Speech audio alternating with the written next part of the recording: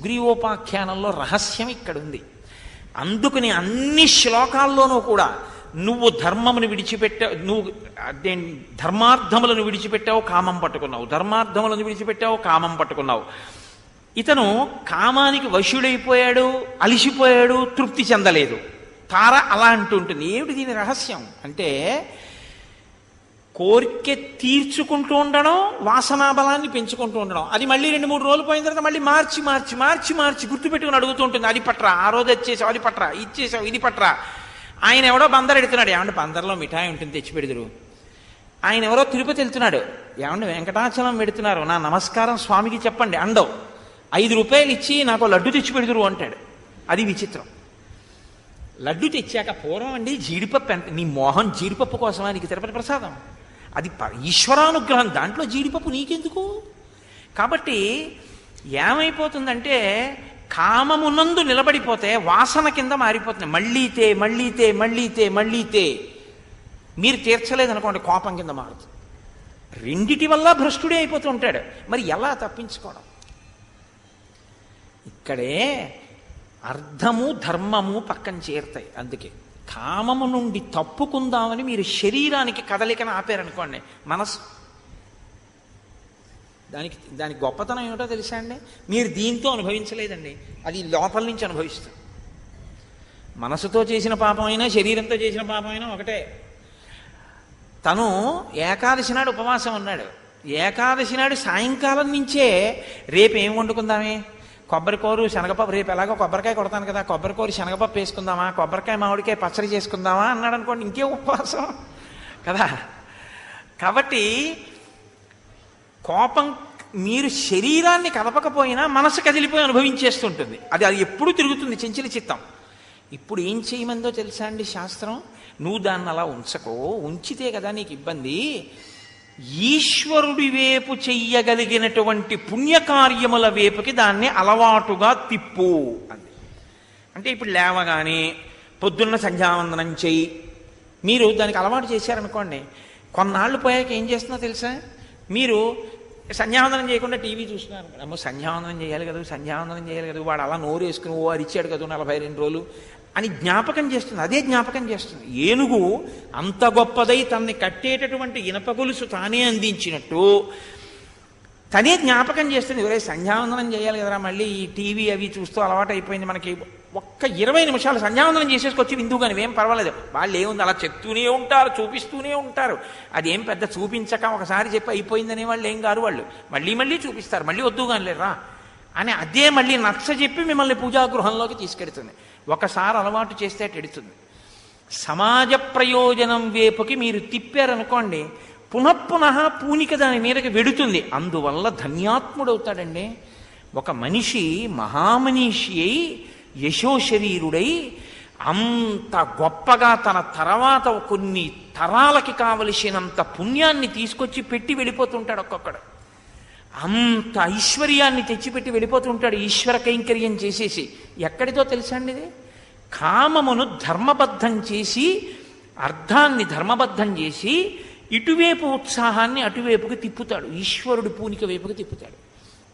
ఇప్పుడు సరే, ఇప్పుడు తిప్పావు, ఏదో సంధ్యావందనం చేసుకోవడం, రోజు గజేంద్ర మోక్షణం పారాయణం చేసుకోవడం, లేకపోతే ఏదో ఖాళీ. ఏమంటే మరి ఇవన్నీ చేసుకుంటుంటే మా ఉద్యోగాలు, నిన్ను ఉద్యోగం మానేయమని ఎవరూ చెప్పలేదు. నీకు ఆఫీసులో కొద్దిగా గ్యాప్ వచ్చింది, ఏదో వాడిని వీడిని పిలవకు, డెస్క్లోంచి తీసి 11 మాటలు శ్రీరామ శ్రీరామ శ్రీరామ శ్రీరామ రాసి ఆఫీస్కి వెళ్ళిపోతున్నావు. అలవాటు చేయి నాలుగుకి, శ్రీరామ రామ రామేతి రమే రామే మనోరమే సహస్రనామ తత్తుల్యం రామనామ వరాననే. నిద్ర లేచావు, ప్రాతస్మరామి లలితావదనారవిందం బింబాధరం మృదులమౌక్తుకశోభినాశం ఆకర్ణ దీర్ఘనయనం మణికుండలాఢ్యం మందస్మితం మృగమదోజ్వల ఫాలదేశం అని అమ్మవారిని స్మరించడం అలవాటు చేయి. స్మరణ, అందుకే దీనికి స్మరుడు అని పేరు. మన్మథ స్మరణములకు లొంగితే పతనం, ఈశ్వర స్మరణములకు లొంగితే ఉన్నతి. కాబట్టి ఇప్పుడు మనస్సుని తిప్పాలి. తిప్పడం ఒక్కటి అలవాటైతే నువ్వేం చేస్తున్నా దోషం రాదు. ఇది ఇప్పుడు చేసేసిన పాపం ఏమైంది? నువ్వు చేసేసిన పాపాన్ని తీయడానికి వాడున్నాడు కాబట్టే వాడికో బిరుదుంది పతితపావనుడు అని. లేకపోతే ఆ బిరుదు ఎక్కడిది? ఇప్పుడు తప్పు చేసిన వాళ్ళని ఉద్ధరించాడు కాబట్టే కదండి ఆయనకి పతిత పావనుడని బిరుదు. ఉద్ధరించని వాడైతే ఆ బిరుదు ఎందుకు? దాశరథి రంగాచార్య గారు దెప్పి పొడిచాడు. ఏ కలవారినే కాని కాపాడలేడా, నిరుపేద మొరలేవి వినిపించుకోడా. నిరుపేద మొరలేవి కనలేని నాడు స్వామి ఏదో ఏంటి దీనరక్షకుడన్న బిరుదేలనమ్మ అడగవే మాయమ్మ అనురాగవల్లి. ఎప్పుడు నడిరే ఈ ఏజాములో స్వామి నిరుచేర దిగివచ్చును అంటాడు ఆయన. నేను అడగనమ్మా, నువ్వు అడుగు. రాత్రి వస్తాడుగా, వచ్చినప్పుడు అడుగు. ఏమి డబ్బున్న వాళ్ళకి కానీ ఉపకారం చేయడా? 7 శిఖరాలు నేనొడువలేను, వెంకన్న పాదాలు దర్శించలేను, దర్శించి కానుకలు అర్పించలేను. అటువంటప్పుడు ఏమీ చెయ్యలేని నా మొర వినిపించుకోకపోతే కలవారినే కాని కరుణించలేడా?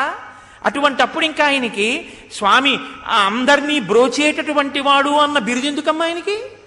కాబట్టి పతితపావనుడు అన్న వాడి పేరు. ఇప్పుడు నువ్వు మార్పు చెందడానికి సిద్ధంగా ఉంటే నువ్వు చేసిన తప్పుల్ని ఆయన క్షమిస్తాడు. కాబట్టి సుగ్రీవుడు ధర్మార్థములను మర్చిపోయి కామంలో ఉండిపోయాడు. ఇప్పుడు తప్పు తెలుసుకుని క్షమించమని రాముడి దగ్గరికి వచ్చి కాళ్ళ మీద పడ్డాడు. ఒక్క మాట అన్నాడండి, కౌగిలించుకున్నాడు. ఇది పతితపావనుడు అన్న మాటకి గుర్తు. ఇది చదువుకోవడం ఎందుకంటే సుగ్రీవుడి కోసమని మీరు అనుకోకండి. మనం ఎలా మార్చుకోవాలో జీవితాన్ని, దేనివల్ల చేసిన పాపములు పోయి మనం జీవితాన్ని అభ్యున్నతి పదం వైపుకు తీసుకువెళ్ళగలమో నేర్పడం ఈ ఆఖ్యానము యొక్క ప్రయోజనం. దాన్ని మీరు అలా స్వీకరిస్తే మన మనుష్య జన్మకి ఒక ప్రయోజనాన్ని రామాయణం కల్పించగలుగుతుంది. కాబట్టి చూడండి, ఇదే త్యాగరాజస్వామి వారు ఒక మాట అంటారు, బంటురీతి కొలు వియ్యవయ్య రామ. అది చాలా చిన్న కీర్తన అండి, చాలా చిన్న కీర్తన. కానీ దానికున్నంత శక్తి అత్యద్భుతం. ఆ కీర్తన యొక్క వైభవం అర్థమైంది అని గుర్తేమిటో తెలుసా అండి? ఆ కీర్తన చేసేటటువంటి వ్యక్తి ఒక చోట ఆగిపోతారు. ఎక్కడ ఆగిపోతారంటే, రామభక్తుడని అన్న చోట రామ రామ శ్రీరామ జయ రామ రామ్ రామ్ సీతారాం అంటూ అక్కడికి తీసుకొచ్చి రామనామాన్ని పెంచేస్తారు కీర్తనలో. అంటే ఆయనకి కీర్తన అనుభవంలోకి వచ్చింది బాగానని గుర్తు. మొన్న సీతారామ కళ్యాణానికి వచ్చారు పెద్దాడ సూర్యకుమారి గారు. ఆ తల్లి కీర్తన చేసేటప్పుడు ఎంత పరవశించి పాడారో, ఎంతసేపు పాడారో చూడండి. అది అనుభవించి కీర్తన చేయడం అంటే. బంటురీతి కొలు వియ్యవయ్య రామ, తొంట వింటివాని మొదలైన మదాదుల కొట్టి నేలకూల చేయు, ఆ మన్మథ బాణములకు గురి అయిపోయి కామమునకు నేను వశుడనైపోకుండా నిజ రోమాంచమును ఘన కంచుకమును. ఆ రామనామం వినేటప్పటికి, రామ కథ వినేటప్పటికి, రామ కార్యం అనేటప్పటికి నా వెంట్రుకలు నిక్కబొడుచుకునేటటువంటి భాగ్యాన్ని నాకు ఇవ్వవా రామ. నా జన్మలో ఎప్పుడు నీ పేరు చెప్తే వెంట్రుకలు నిక్కపొడుచుకొని ఆనందించినటువంటి క్షణం అన్నది ఇన్నేళ్లు బతికాను, ఒక్కసారి నేను అలా పరవశించింది లేదు. ఎందుకు నా జన్మ? ఇంకా ఎప్పుడు పరవశించాను? ఈశ్వరుడి గురించి ఆలోచించినప్పుడు అబ్బా అబ్బా అబ్బా అని పటికి బెల్లం తిన్న నోటి వెంట వచ్చిన తీపిలా ఈశ్వరుడి గురించి స్మరించేటప్పటికి ఒంటి మీద నాకు పులకరింతలు వచ్చాయా ఎప్పుడైనా? ఈశ్వరా, నాకు ఆ రోమాంచం అనేటటువంటి కవచాన్ని ఈ తండ్రి. రామభక్తుడనే ముద్ర బిళ్ళయు. మీరు చూస్తుంటారు, రాష్ట్ర ప్రభుత్వోద్యోగులు పెద్ద పెద్ద అధికారుల దగ్గర ఉంటుంటారు కొంతమంది సేవకులు. వారు అడ్డంగా ఒక ఇది వేసుకుని అదొక చిహ్నం, ఇక్కడ ఒక పెద్ద బిళ్ళ ఒకటి ఉంటుంది. ఆయన్ని చూడగానే ఆయన ఎవరిని అనుసరిస్తున్నాడో ఆయన పెద్ద అధికారిని గుర్తు. ఈయన్ని బట్టి ఆయన అధికారం తెలుస్తుంది. రామ, నాకేం కావాలో తెలుసా? రామభక్తుడనే ముద్ర బిళ్ళ కావాలి. నేను నీకు సేవకుణ్ణి కాబట్టి నాకు ఆ రామభక్తుడనేటటువంటి ముద్ర బిళ్ళ చాలు, నాకు ఇంకేం వద్దు. ఈయన అంతటివాడు, ఈయన ఇంతటివాడు, లేనిపోని బిరుదునామాలు అలాంటివన్నీ నాకెప్పుడు వద్దు రామా. మరి ఏమంటే అక్కడక్కడ బిరుదునామాలు కనపడుతున్నాయి పేర్ల దగ్గర అంటే అవి ఎవరో పెట్టుకుని గుర్తుపెట్టుకున్నారు, నేను గుర్తుపెట్టుకోలేదు, నా తప్పు కాదు. కాబట్టి రామభక్తుడనే ముద్ర బిళ్ళయు, రామభక్తుడన్న ముద్ర బిళ్ళ నాకు చాలు. ఆయన్ని సేవించకుండా ఉండలేక సేవించగలిగితే చాలు, నా జన్మకి ఇంకేం వద్దు రామ. కాబట్టి రామనామమనే వరఖడ్గమిడి, నాకు రామనామం అనేటటువంటి వరఖడ్గమి. ఇక్కడే ఈ కీర్తన దగ్గర ఇక్కడ ఏం చేస్తారంటే, రామనామమనే అన్న చోట రామ్ రామ సీతారాం రామ్ రామ్ అంటూ ఆ నామం అలా వెళ్ళిపోయి బాగా తారస్థాయికి వెళ్ళిపోయి పరవశించిపోయి ఆ కీర్తన చేసేవారు సభ అంతా కూడా ఊగిపోతుంది. మహాతల్లి సుబ్బలక్ష్మి గారు కూడా, ఎంఎస్ సుబ్బలక్ష్మి గారు కూడా ఎంత గొప్పగా కీర్తన చేశారో ఈ కీర్తనని. త్యాగరాజస్వామి ఇచ్చినటువంటి అత్యద్భుత కీర్తన, సద్గురువు మహానుభావుడు. కాబట్టి రామనామమనే వరఖడ్గమిడి రాజిల్లునయా, నాకు అవి చాలయ్యా రామా, నాకు ఇంకేం వద్దు, నాకు ఇవి ఇవ్వవా అని అడుగుతారు. ఇవి ఇవ్వమని మీరు అడిగిన ఉత్తర క్షణంలో పతితపావనుడు మీ పాపములను కాల్చేశాడని గుర్తు. ఇది అడగడం, మనస్ఫూర్తిగా అడగడం మీకు చేత కావాలి. మీరు రాముడి సొత్తు అయినప్పుడు రాముడికి తెలియదండి మీకేం కావాలో చూసుకోవడం. నా స్కూటరు శుభ్రంగా మట్టి పట్టేసి ఉందనుకోండి, ఓ దిక్కుమాల స్కూటరా, రామాయణ కథ మాకు చెప్పిన కోటేశ్వరరావు గారు ఎక్కుతారు, అదేంటి అలా ఉన్నావు, శుభ్రంగా స్నానం చెయ్యొద్దా అని స్కూటర్ని అంటారా? అదేంటండి కోటేశ్వరరావు స్కూటర్ శుభ్రంగా ఉంచుకోపోయారా అని నన్ను అంటారా? నేను రామభక్తుణ్ణి అయిపోతే నన్ను జాగ్రత్తగా ఉంచుకోవడం రాముడి ఆయన కర్తవ్యం. ఇక నా ప్రమేయం ఏమి ఉండదు. రామ రామ రామ అంటూ రామభక్తుణ్ణి, రామభక్తుడనే ముద్రబిళ్ళ ఒక్కటి కోరుకుని ఆయన అనుగ్రహించాడా, ఇక నాకేం కావాలో నా స్వామి చూసుకుంటాడు. నాకు ఇది కావాలని నేను అడగక్కర్లేదు, నాకు ఇది ఉంటే బాగుండని నేను ఆలోచించక్కర్లేదు. నాకేవేం కావాలో అవన్నీ నా స్వామి నాకు సమకూర్చి పెడతారు. ఈ ధైర్యం నీకు వచ్చేస్తుంది. ఇది రావడం చాలా గొప్ప విషయం. ఇది కీర్తన చేయడం కాదు, జీర్ణం కావాలి. అందుకే త్యాగరాజస్వామి వారు దక్షిణ దేశం ఒకసారి వెళ్ళిపోతుంటే ఏమైనా ఇస్తే ఆయన పుచ్చుకోరు అన్న మాట మీరు ఒకటి గుర్తుపెట్టుకోవాలి. నాకు ఏది లేదని నేను పుచ్చుకోనన్న భావన అయింది. కాబట్టి ఆయన ఏం పుచ్చుకోరండి అంటే మరి ఏం చేస్తారు? సీతారామ కళ్యాణం చేస్తారు ఏడాదికోసారి చాలా వైభవంగా. పోన్లేండి సీతారామ కళ్యాణానికి ఉపయోగించమని త్యాగరాజస్వామి వారికి ఇవ్వకుండా త్యాగరాజస్వామి వారి శిష్యుడికి ఇచ్చాడు జమీందారు గారు బంగారు నాణేలు. అలా ఆయన ఏం చేశాడంటే గురువు గారికి చెప్తే ఏమైనా అంటారేమో, పాపం సీతారామ కళ్యాణానికి అంత కష్టపడుతున్నారు గురువు గారిని ఓ బొంత కింద పెట్టారు. స్వామివారు ఉన్న పల్లకి బొంత కింద. త్యాగరాజస్వామి వారు ఎక్కడికెడితే అక్కడికి ఎడుతుండేవి.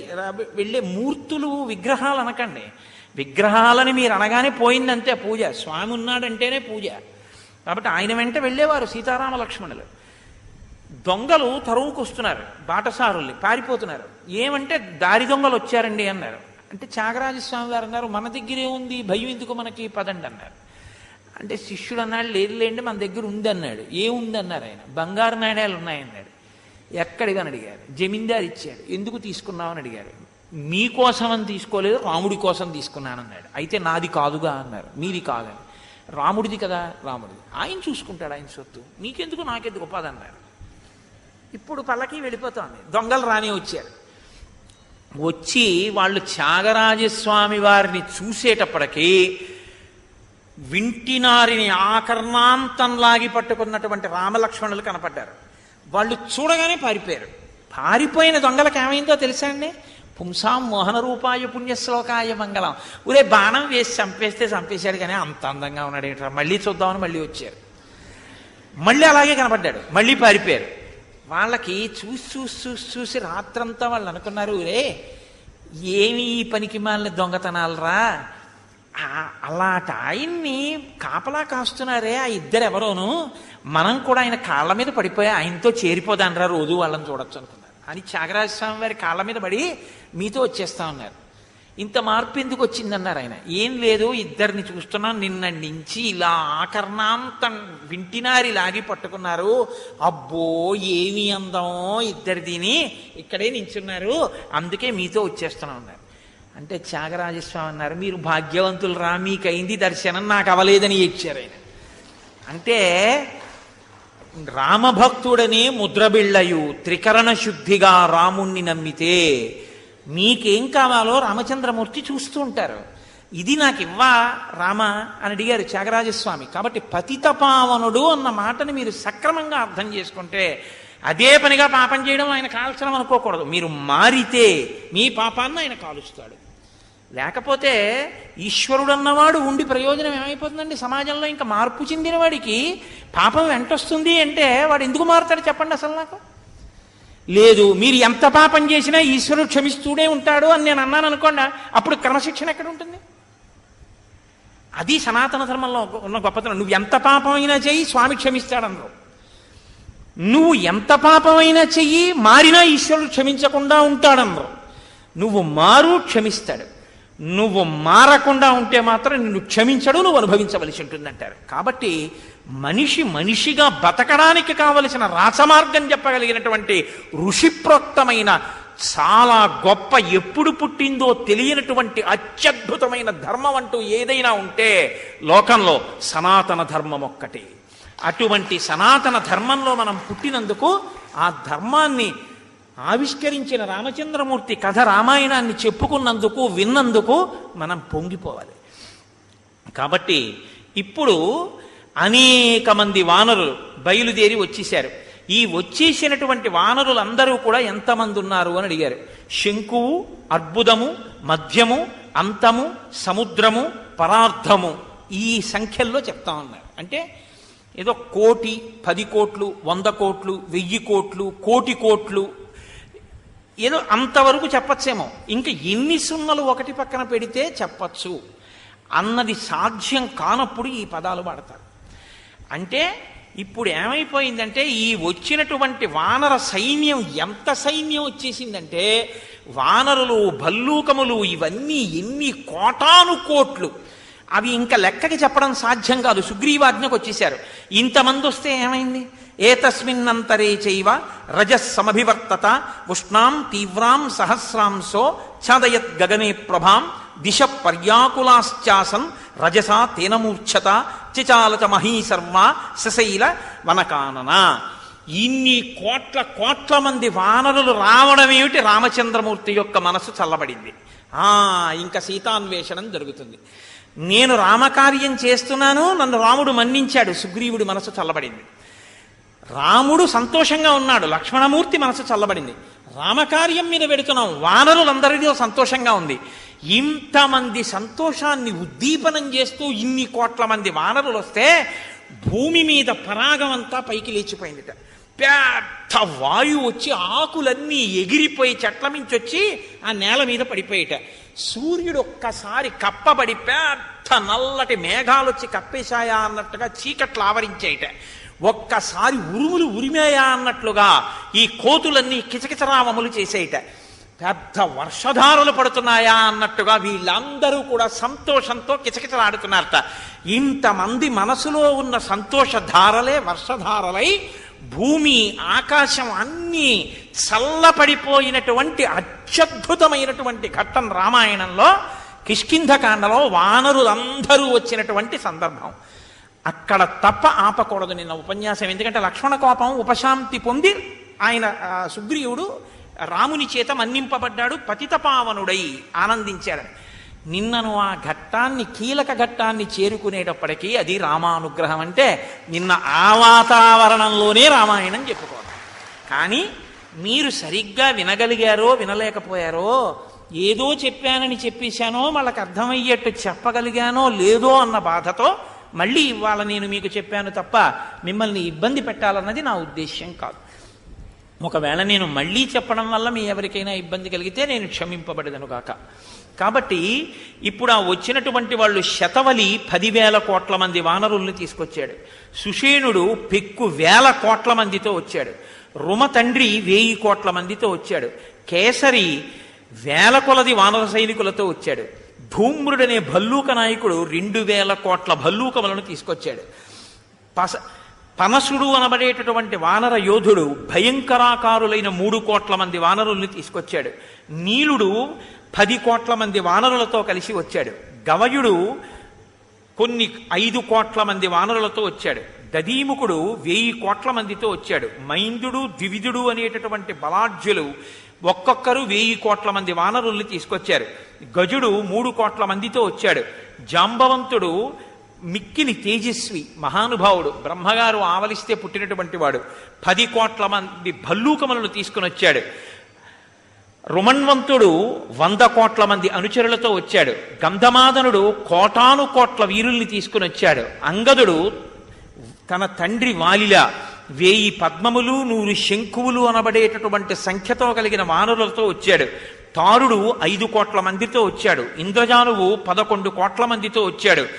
నలుడు వృక్షముల మీద మాత్రమే నివసించేటటువంటి వానరములు కొన్ని కోట్ల మందితో వచ్చాడు.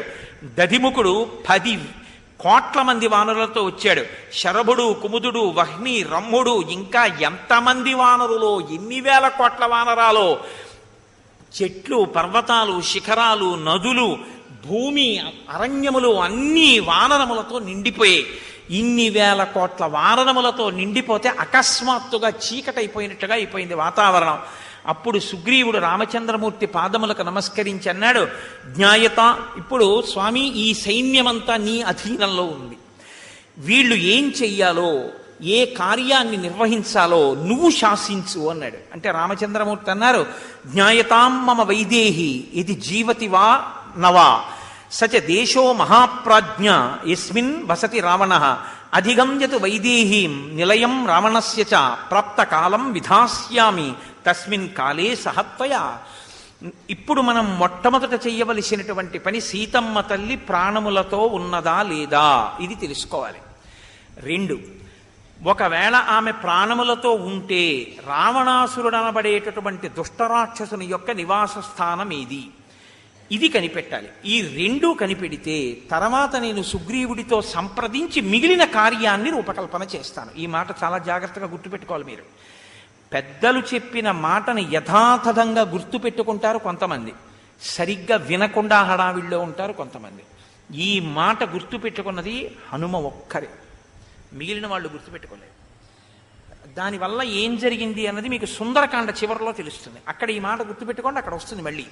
కాబట్టి నేను సుగ్రీవుడితో కలిసి నిర్ణయం చేస్తాను. కాబట్టి ఇప్పుడు మీ పని మాత్రం ఒకటే, సీతమ్మని అన్వేషించి ఆమె జాడ కనిపెట్టడం, రావణాసురుడు ఎక్కడ ఉంటాడో అతని యొక్క నివాస స్థానాన్ని, ఆయన యొక్క బలాన్ని కనిపెట్టడం.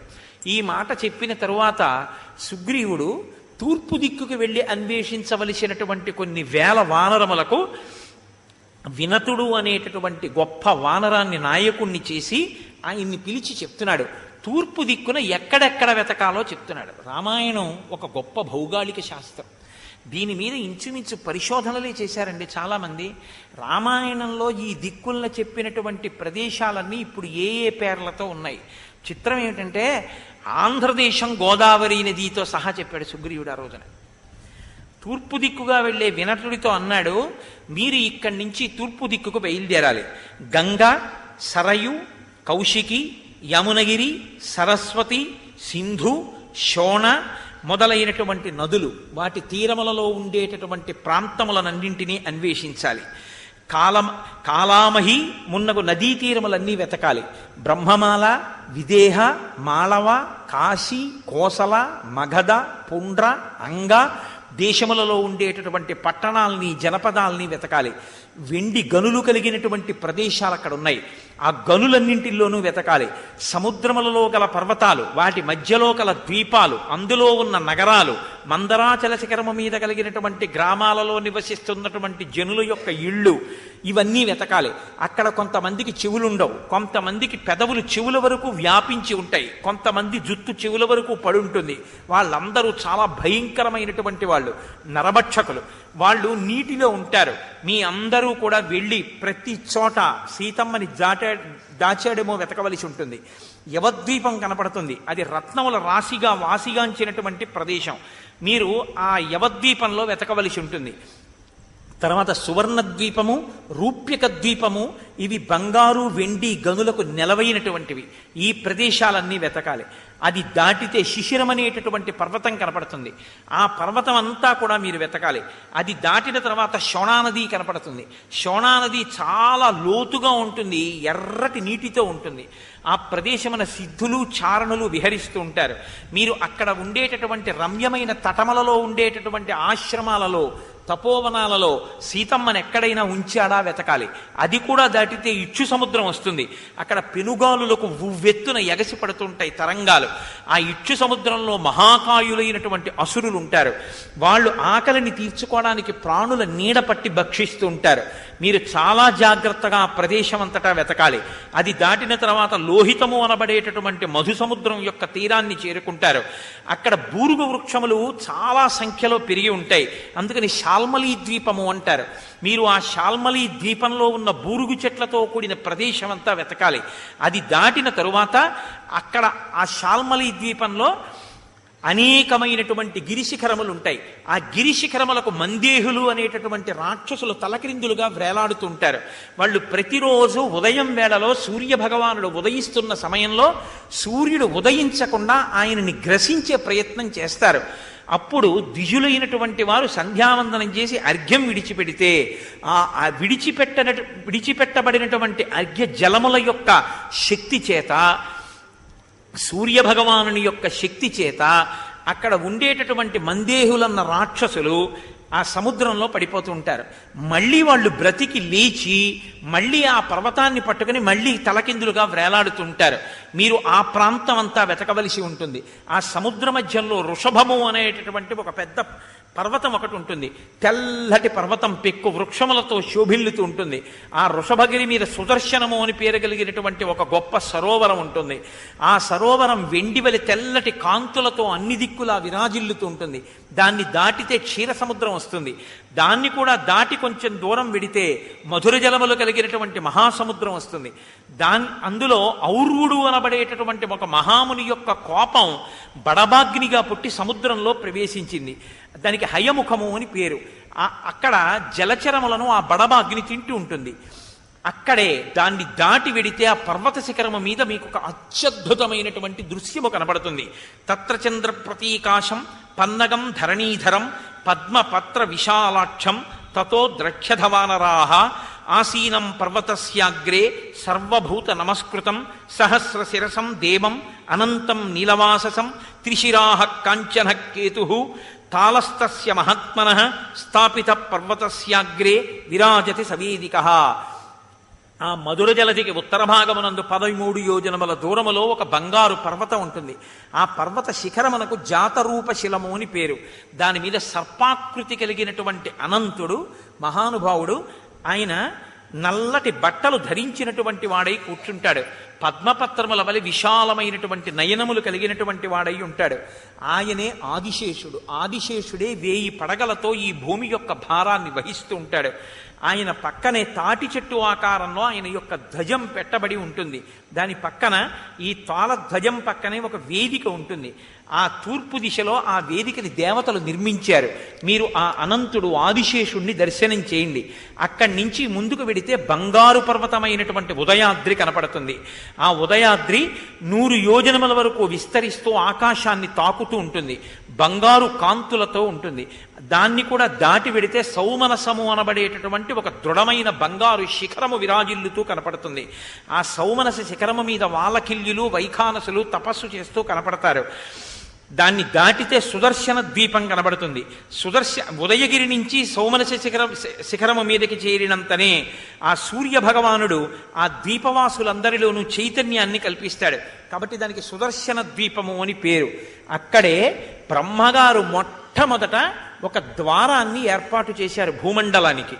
ప్రాక్ అన్న పేరు అందుకొచ్చింది. తూర్పు అన్న పేరు రావడానికి కారణం ఏమిటంటే అక్కడ నుంచే జగత్తుకి భూమికి ఉండేటటువంటి ద్వారం అక్కడుంది. మొట్టమొదటి ద్వారాన్ని బ్రహ్మగారు అక్కడ పెట్టారు.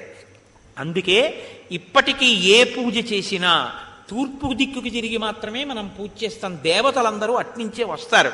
కాబట్టి ఆ ప్రాక్ దిక్కు అక్కడ ప్రారంభం అవుతుంది. అక్కడ సూర్య భగవానుడి యొక్క మొట్టమొదటి ఉదయించడం కిరణ ప్రసారం ప్రారంభం అవుతుంది. అది దాటి వెడితే కటిక చీకటి, ఇంకక్కడేం ఉండదు. సూర్య భగవానుడు ఉదయించేటటువంటి ప్రాగ్ద్వారం వరకు మాత్రమే నాకు తెలుసు. అక్కడ వరకే వెళ్ళాను. అది దాటి మీరు వెళ్ళలేరు, మనకి కుదరదు. కాబట్టి ఇక్కడ వరకు సీతమ్మ జాడ అంగుళం విడిచిపెట్టకుండా వెతికిరండి. 30 రోజుల లోపల తిరిగి రావాలి. రాకపోతే వధాధ్యుడవుతాడు. కాబట్టి తూర్పు దిక్కుకెళ్లే వానరులు సిద్ధం కండి అన్నాడు. మహానుభావుడు ఎంత భౌగోళిక జ్ఞానమో ఎన్ని చెప్పాడో చెప్పి తూర్పు దిక్కుకెళ్ళేటటువంటి వానరుల్ని సిద్ధం చేశాడు. దక్షిణ దిక్కుకు వెళ్ళవలసినటువంటి వానరుల్ని పిలిచి మీరు వింధ్యపర్వతం దగ్గర నుంచి ప్రారంభం చెయ్యండి అన్నాడు. దానికి అంగదుణ్ణి నాయకుడిగా పెట్టాడు. అందులో వెళ్ళవలసినటువంటి వాళ్ళని చాలా గొప్ప గొప్ప యోధుల్ని పెట్టాడు, దక్షిణ దిక్కుకు వెళ్ళవలసిన వాళ్ళని. నీలం అగ్నిసుతం చైవ హనుమంతంచ వానరం పితామహ సుతం చైవ జాంబవంతం మహాబలం సుహోత్రంచ శరారించ శరగుల్మం తథైవ చ గజం గవాక్షం గవయం సుషేణం వృషభం తథా మైందంచ ద్విధం చైవ విజయం గంధమాదనం ఉల్కాముఖం అసంగంచ హుతాశన సుతావుభౌ అంగద ప్రముఖాన్ వీరాన్ వీర కపిగణేశ్వర వేగ విక్రమ సంపన్నాన్ సంధిదేశ విశేషవిత్ తేషాం అగ్రేసరం చైవ మహాత్బల మధాంగదం విధాయ హరివీరాణం ఆ దిశ దక్షిణాం దిశం. అలా అందులో వెళ్ళవలసినటువంటి వీరులైనటువంటి వాళ్ళు అంగదుడు, హనుమంతుడు, బ్రహ్మాంశ సంభూతుడైన జాంబవంతుడు, సుహోత్రుడు, శరారి, శరగుల్ముడు, గజుడు, గవాక్షుడు, గవయుడు, సుషేణుడు, వృషభుడు, మైందుడు, దిరుడు, విజయుడు, గంధమాదనుడు, ఉల్కాముకుడు, అసంగుడు, వీళ్ళందరినీ పిలిచి మీ అందరూ దక్షిణ దిక్కుకు వెళ్ళండి అన్నాడు. ఆ వెళ్ళేటప్పుడు మీరు ఎంత జాగ్రత్తగా వెళ్ళవలసి ఉంటుందంటే, ఆ వింధ్య పర్వతం దగ్గర మొదలుపెట్టిన తర్వాత మీకు నర్మదా నది వస్తుంది. నర్మదా నది మహావిషసర్పములతో కూడిన ప్రవాహంతో ఉంటుంది. శంకర భగవత్పాదాచార్య స్వామి వారు ఆ నర్మదా నది ఒడ్డున ఉన్నటువంటి గుహలోనే ఆయన గురువుగారైన గోవింద భగవత్పాదాచార్యుల వారిని దర్శనం చేసి నర్మదా నది ప్రవాహాన్నంతటి తన కమండలంలోకి పట్టారు మహానుభావుడు. అది పాములతో ఉంటుంది, జాగ్రత్తగా మీరు అక్కడ వెళ్ళవలసి ఉంటుంది. నర్మదని దాటి వెళ్ళిన తరువాత గోదావరి, మహానది, కృష్ణవేణి, వరద, పెద్ద పెద్ద పాములకు ఆశ్రయమైనటువంటి మహాభాగ మొదలైన నదులు కనబడతాయి. మేఖల, ఉత్కళ, దశార్ణ దేశములు, అక్కడ ఉండేటటువంటి గ్రామములు, నగరములు, జనపదములు, అశ్వవంతి, అవంతి పురములు, ఇవన్నీ మీరు సీతమ్మ తల్లి కోసం అన్వేషించాలి. విదర్భ, ఋషిక, మాషిక, వంగ, కళింగ, కౌశిక, దండకారణ్య, ఆంధ్ర, పుండ్ర, చోళ, పాండ్య, కేరళ మొదలైన రాష్ట్రములలో ఉండేటటువంటి సమస్త ప్రాంతములను మీరు వెతకాలి. మలయ పర్వతం అంతా వెతకాలి. కావేరీ నదిని చూడాలి.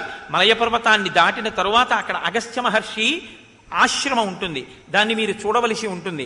మహానది అయినటువంటి తామ్రపర్ణిని దాటాలి. ఆ నది నిండా మొసళ్ళుంటాయి, చాలా జాగ్రత్తగా నదిని దాటవలసి ఉంటుంది. ఆ తర్వాత పాండ్యరాజుల నగరం వస్తుంది, దాన్ని చూడాలి. సముద్రాన్ని లంఘించి దక్షిణ దిక్కున వెళ్ళేటప్పుడు మీరు చాలా జాగ్రత్తగా ఉండాలి. ఎందుకంటే అందులో నీడపట్టిలాగేటటువంటి సింహిక అన్న రాక్షసు ఉంది. ఆ సముద్రపు ఒడ్డున మహేంద్రగిరి అనబడేటటువంటి ఒక పెద్ద పర్వతం ఉంది. దాని మించే స్వామి హనుమ బయలుదేరుతారు. 100 యోజనముల దూరంలో ఒక మహాద్వీపం ఉంది. ఆ మహాద్వీపాన్ని మానవ మాతృలు చేరలేరు. లంక అన్న పేరు వాడకుండా అక్కడ మాత్రం మీరు ప్రతి అంగుళం పట్టి శోధించండి అన్నాడు. తెలుసు అది లంక అని. కాబట్టి అది రాక్షసరాజైన రావణుని యొక్క అధీనములో ఉన్న ప్రధాన భూమి కనుక అక్కడ చాలా బాగా వెతకండి. ఆ వెళ్ళేటప్పుడు మాత్రం సముద్ర మధ్యంలో ఉండేటటువంటి సింహిక విషయంలో జాగ్రత్త తీసుకోండి. ఆ సముద్రమునందు పుష్పితకము అనబడేటటువంటి ఒక పర్వతం ఉంటుంది. అది చాలా శోభాయమానంగా ఉంటుంది. బంగారు శిఖరము ఒకటి సూర్యుడు తన కిరణములతో ప్రకాశింపచేస్తూ ఉంటాడు. పక్కన వెండి శిఖరం ఉంటుంది, దాని మీద చంద్రుడు తన కాంతులు ప్రసరిస్తాడు. పగటి వేళ సూర్యకాంతి పడి బంగారు శిఖరము, రాత్రి చంద్రకాంతి పడి వెండి శిఖరము ప్రకాశిస్తూ కనపడుతుంది ఆ పర్వతం. ఆ పర్వతం మీదకి కృతజ్ఞులు, క్రూరులు, నాస్తికులు వెళ్ళడం కుదరదు. అంత శక్తివంతమైన పర్వతం. అది దాటాక సూర్యవంతము అన్న పర్వతం, అది దాటితే వైద్యుతము అన్న పర్వతం కుంజరం. ఆ తర్వాత ఆ కుంజరమన్న కొండ మీద విశ్వకర్మ అగస్త్య మహర్షి వచ్చి నివసించడం కోసమని ఆశ్రమాన్ని నిర్మాణం చేశారు. అది కూడా దాటి వెడితే భోగవతి అనే నది కనపడుతుంది. అందులో మహాసర్పములన్నీ ఉంటాయి.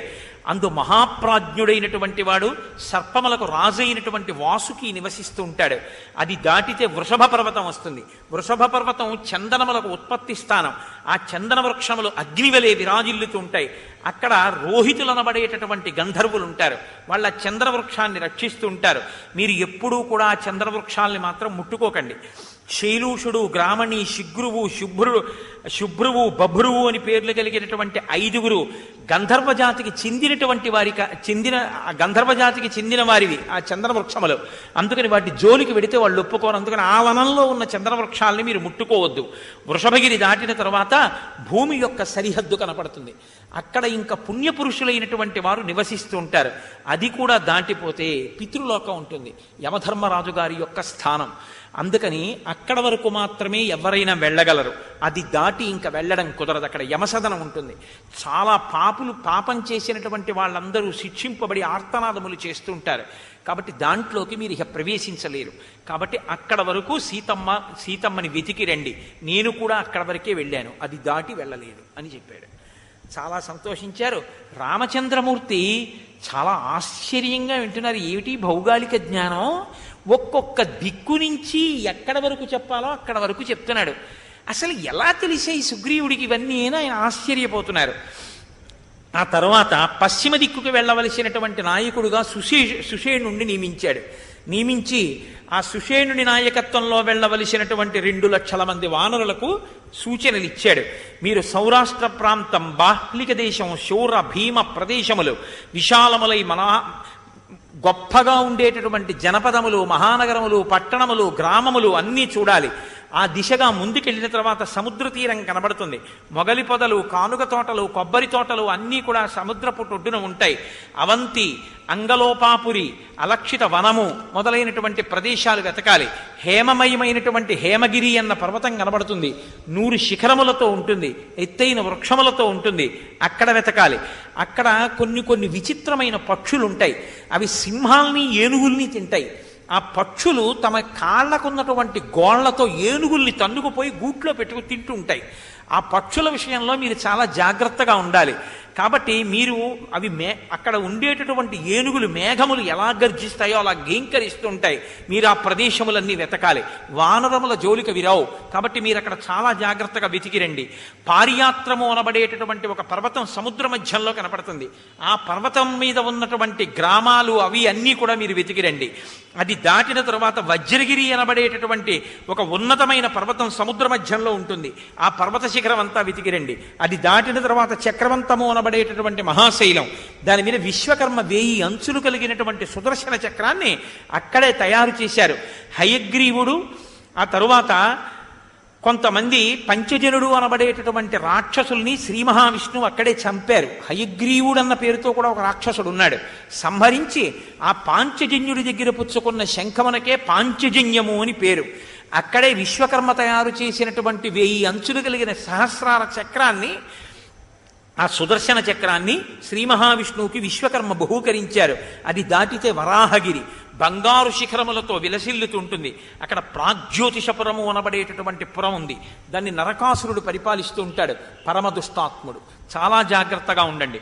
అది దాటితే సర్వసౌవర్ణ పర్వతం వస్తుంది. ఆ గుహలలో అనేకమైనటువంటి విశాలమైనటువంటి ప్రాంతములు, అందులో అనేక మంది ఉంటూ ఉంటారు. అక్కడ ఏనుగులు, వరాహములు అన్నీ ఘీంకరించి గర్జిస్తుంటాయి.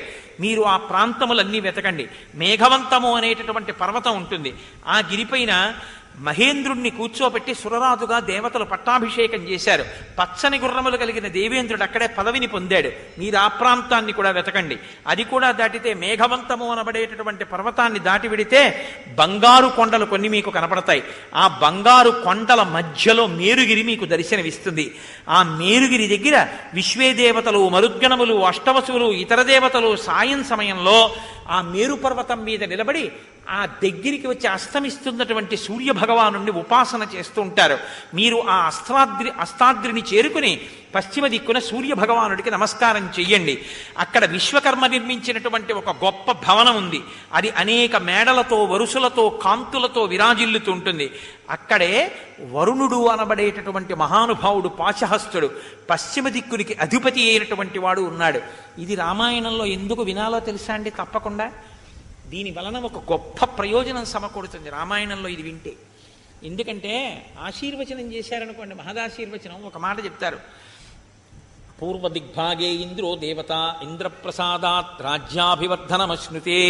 పూర్వ దిక్కుకంతటికి ఇంద్రుడు అధిపతి. ఆ ఇంద్రుడు అధిపతి అయినటువంటి పూర్వ దిక్కు నుంచి రాజ్యాధిపత్యం వచ్చి నిలబడుతుంది, ఐశ్వర్యం నిలబడుతుంది, అంటే ఉన్న భోగం నిలబడుతుంది, అధికారం.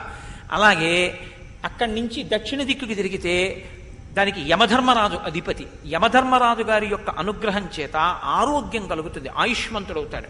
పశ్చిమ దిగ్భాగే వరుణో దేవత వరుణ ప్రసాదాత్ వంశాభివర్ధనమశ్నుతే.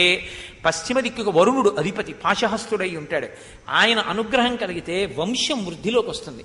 ఉత్తర దిక్కుకి కుబేరుడు అధిపతి, కుబేర ప్రసాదాత్ ఐశ్వర్యం అంతా లభిస్తుంది.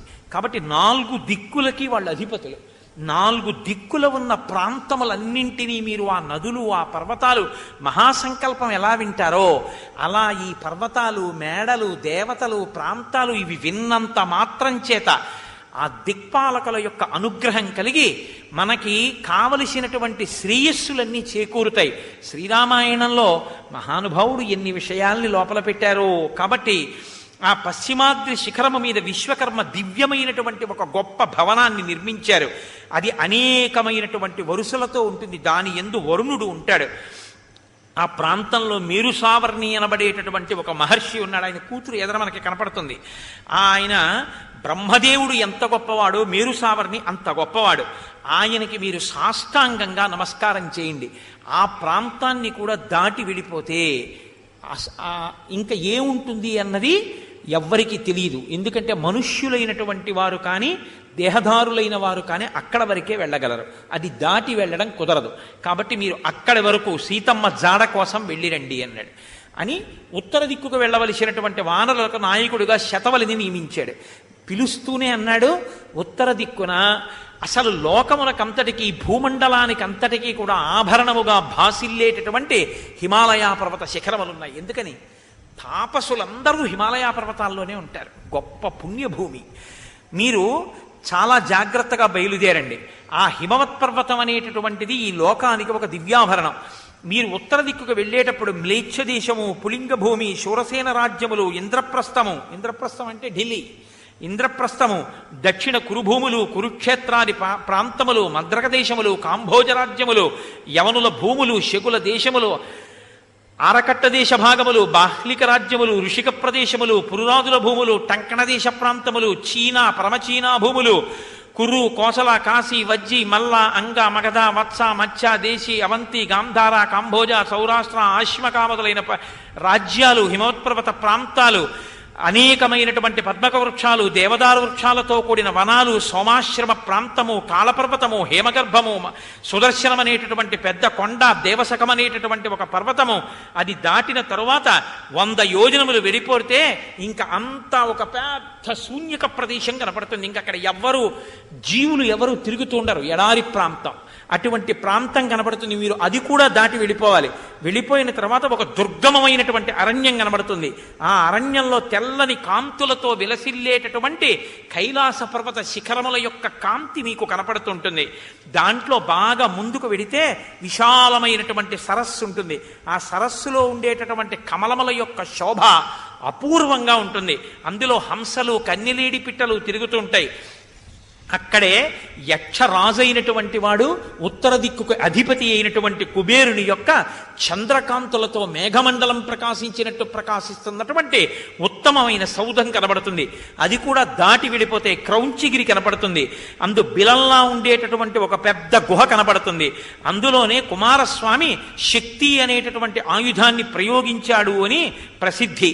కాబట్టి మీరు ఆ క్రౌంచ పర్వత గుహలోకి ప్రవేశించవలసి ఉంటుంది.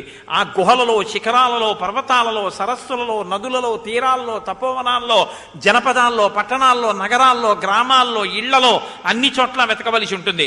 అది దాటితే అవృక్షము అనబడేటటువంటి ఒక పెద్ద పేరు కలిగినటువంటి కామశైలము అన్న మారు పేరు ఉన్న ఒక పెద్ద మానస పర్వతం కనబడుతుంది.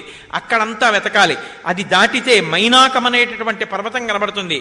మయుడు అనబడేటటువంటి దానవుడు దానిలో నిర్మించుకున్న భవనం కనబడుతుంది. అది దాటి విడిపోతే మైనాక పర్వతం మీద మీకు ఒక గొప్ప పవిత్రమైన ఆశ్రమం కనబడుతుంది. అక్కడ ఎందరో తపస్సులు చేస్తూ ఉంటారు. వైఖానసమనబడేటటువంటి సరస్సు, అందులో బంగారు కలువలు ప్రకాశిస్తూ ఉంటాయి. అది కూడా దాటి వెళ్ళిపోతే కుబేరుని యొక్క గజవాహనము, సార్వభౌమము అనబడేటటువంటి ఏనుగు అక్కడ ఆ ప్రదేశంలో తిరుగుతూ మీకు కనపడుతుంది. అది కూడా దాటి మీరు వెళ్ళిపోతే శైలోదము అనబడేటటువంటి నది వస్తుంది. ఆ నది ఒడ్డున కీచకములు అనబడేటటువంటి వెదుళ్ళుంటాయి. ఆ వెదుళ్ళు వంగి పరస్పరము ఒకదాన్నొకటి ఇలా ఆనుకుని వంతెనలా ఏర్పడి ఉంటాయి. మీరు ఆ వంతెనల మీద జాగ్రత్తగా నడవాలి. నడిచి ఆవలి ఒడ్డుకు చేరాలి. అక్కడ ఉత్తర కురుదేశములు ఉంటాయి.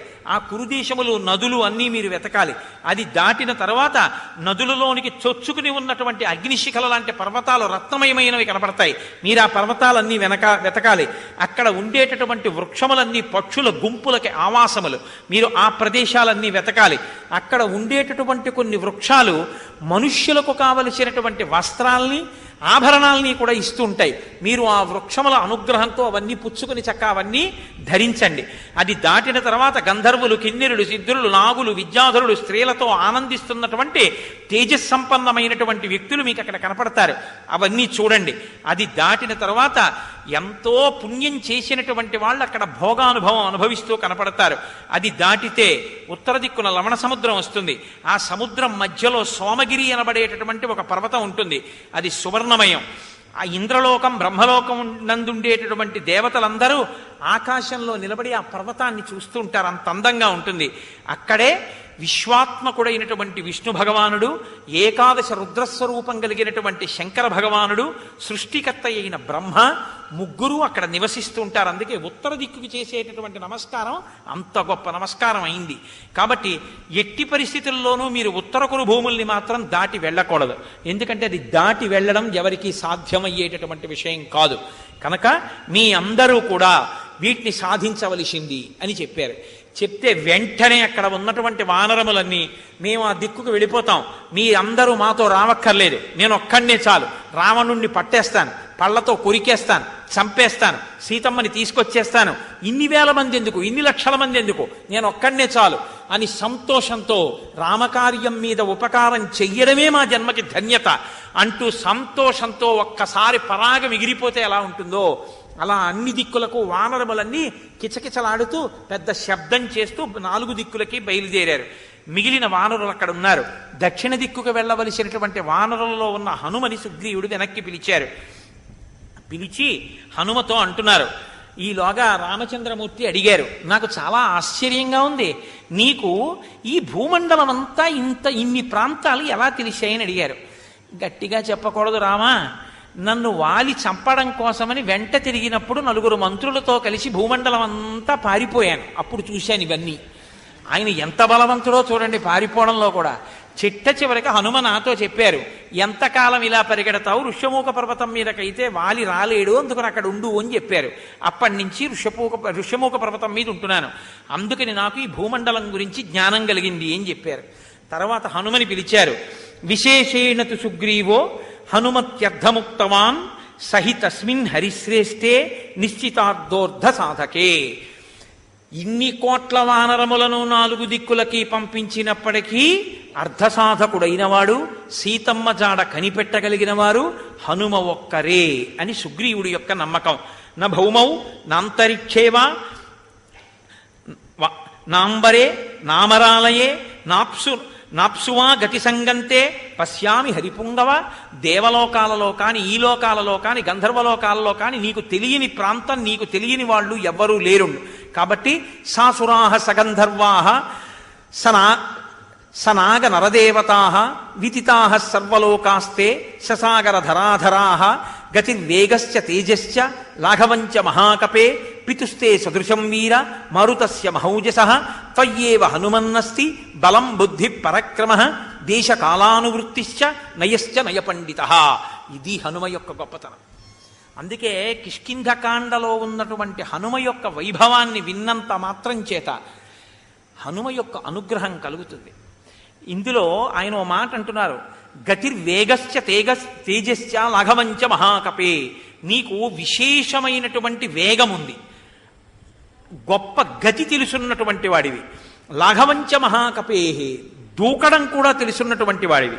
పితుస్తే సదృశం వీర మారుతస్య మహౌజసః, నీవు నీ తండ్రి అయిన వాయువుకి ఎంత గమనశక్తి ఉందో, ఎంత వేగం ఉందో అంత వేగం ఉన్నవాడివి.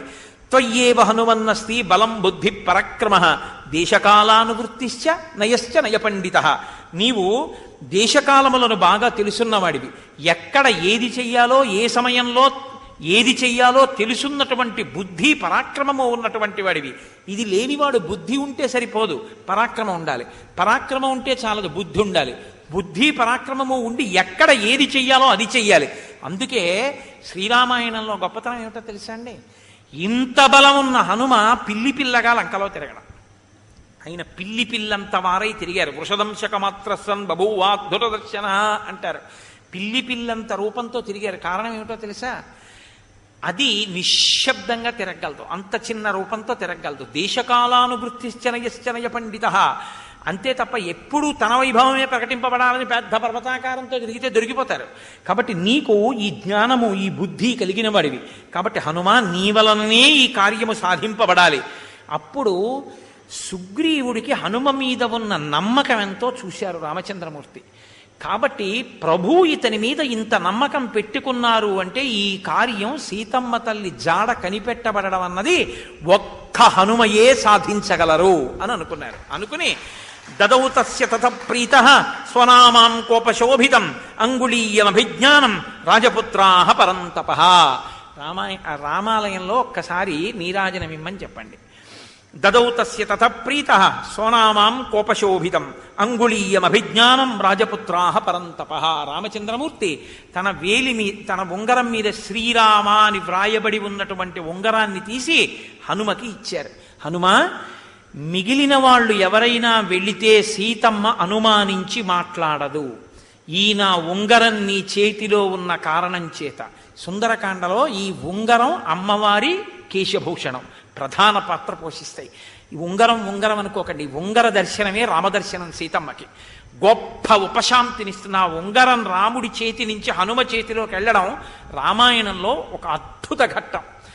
అన్ని కోట్ల వానరములు ఎడుతున్న ఆయన ఉంగరాన్ని పుచ్చుకున్న ఏకైక వ్యక్తిగా గౌరవాన్ని పొందినటువంటి మహాప్రాజ్ఞుడు.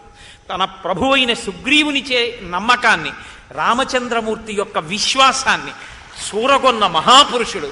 అంత వినయంతో ప్రవర్తించగలిగిన వారు స్వామి హనుమ. ఉంగరం ఇస్తే ఆయన ఎక్కడ పెట్టుకుంటారో మీరు చూద్దరు, కానీ దాన్ని బట్టి ఆయన వినయం తెలుస్తుంది. అందుకే కిష్కింధకాండ అంత గొప్ప కాండ.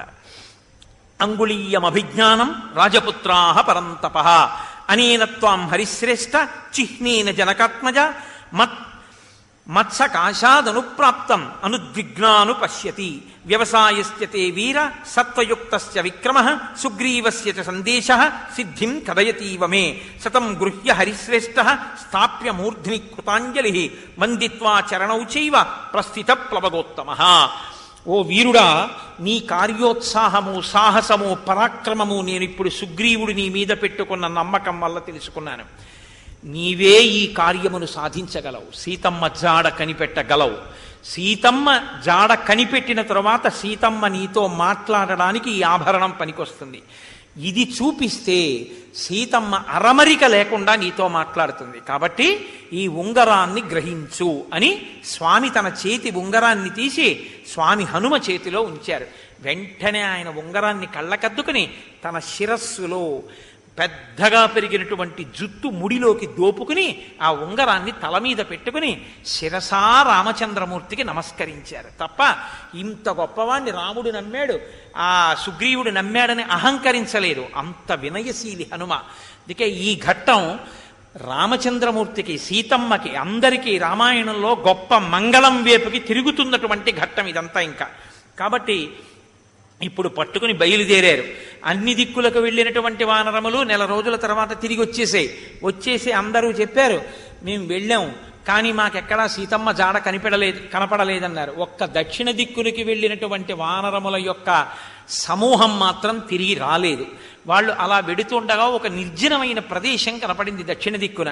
కండువు అన్న మహర్షి యొక్క 16 సంవత్సరముల కుమారుడు ఒక వనంలో మరణించాడు. ఆయనకి కోపం వచ్చి నా కుమారుడు ఇక్కడ మరణించాడు కనుక ఇక్కడ జనవాసము ఉండకుండుగాక అని శపించారు. అందుకని అక్కడ ఏమి ప్రాణులు లేవు. వాళ్ళ వనంలో తిరుగుతున్నప్పుడు వాళ్ళకి మిక్కిలిగా దాహం కలిగింది. అక్కడ ఒక రాక్షసుడు కనపడితే రావణుడు అనుకుని అంగదుడు మర్దించాడు. ఆయన నెత్తురు కప్పుకుని మరణించాడు. తదనంతరం వాళ్ళు పాపం ఆ సీతమ్మ కోసం వెతుకుతున్నారు. నెల దాటిపోయింది. విపరీతమైన దాహం, ఆకలి. వాళ్ళకి ఎక్కడ దాహం తీర్చుకోవడానికి నీటి కయ్య కూడా కనపడలేదు. ఈలోగా ఒక చోట తడిసిపోయిన రెక్కలతో హంస కారండవాకీర్ణాహవాపి పద్మోత్పలాయుతాహ అని బెగ్గురు పక్షులు మొదలైనటువంటి వంటివి తడిరెక్కలు ఆడించుకుంటూ ఒక బిలంలోంచి పైకొస్తున్నాయి. అప్పుడు చూసి తడిరెక్కలతో పక్షులు వస్తున్నాయి కాబట్టి నీటి కయ్య ఇందులో ఉంటుందని వానరులందరూ ఆ బిలంలో ప్రవేశించారు. అది కటిక చీకటిగా ఉంది. కానీ అంత చీకటిలోనూ చూడగలిగినటువంటి శక్తి కలిగిన వానరులు ఆ బిలంలో జాగ్రత్తగా దారి చూసుకుంటూ ఒకరి చెయ్యి ఒకరు పట్టుకుంటూ అందరూ కలిసి లోపలికెడుతున్నారు. కటిక చీకటి ఏమీ కనపట్టలేదు. సింహాలు మొదలైన క్రూర జంతువులు కూడా బయటికి వస్తున్నాయి. కొంత దూరం వెళ్ళిన తర్వాత వాళ్ళకు ఒక పెద్ద వెలుతురు కనపడింది, ఒక పెద్ద వనం కనపడింది. తరుణాదిత్య సంకాశాన్ వైఢూర్య కృతవేదికాన్ విభ్రాజమానాన్ వపుష పాదపాంశ్చ హిరణ్మయాన్ నీల వైఢూర్య వర్ణాశ్చ పద్మినీ పతగావృతా మహద్భి కంచనై పద్మై వృత బాలార్కసన్నిభై జాతరూపమయైర్మచ్చై మహద్భిశ్చ సకచ్చపై నళినీస్తత్ర దదృశు ప్రసన్న సలిలావృతా కాంచనాని విమానాని రాజతాని తథైవ చ తపనీయగ వక్షాణి ముక్తజాలావృతాని చ హైమరాజిత భౌమాని వైడూర్యమణిమంతి చ దదృశస్తస్త్ర హరయో గృహముఖ్యాని సర్వశః పుష్పితాన్ ఫలినో వృక్షాన్ ప్రవాళమలిసన్నిభాన్ కాంచన భ్రమరాంశ్చైవ మధూని చ సమంతతః మణికాంచన విచిత్రాణి శయనాన్యాసనాని చ మహార్హాణి చ యానాని దదృశుస్తే సమంతతః.